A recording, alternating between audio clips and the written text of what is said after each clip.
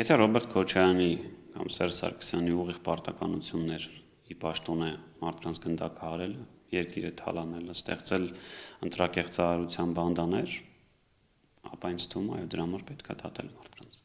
Այդ թվում եթե դա նրանց պարտավորությունն էր։ Սա իհարկե ես սարկազմի վերածել եմ ասում, որտեղ նման պարտականություն իրենք չունեն։ Ռոբերտ Քոչարյանը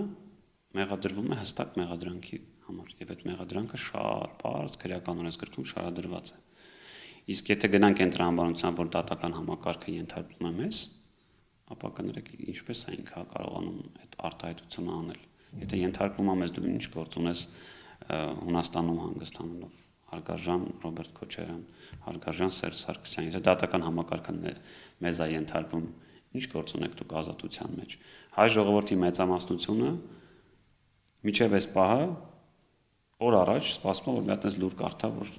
դատավճիռը կա։ Որտեւ իրենք տեսել են, իրենց մաշկի վրա զգացել են, այսինքն ու հիմա էլ խոսում են հայրենասիրությունից, մեկը ասում է, դե գիտեք ինչ կա, մենք այն ժամանակ ես խնդրեցի, որ այս գործարարը գա առնի, այս կառույցը կամ դե գիտեք ինչ կա, ինքը վերանորոգել է սա, նա հասկանում եք, այնքան ամոթ է, որ նույնիսկ պետությունը գումար չի ունեցել, այսինքն ինչ որ մեկի հույսին է մնացել, որ պիտի գա սարքի ինչ որ մի բան։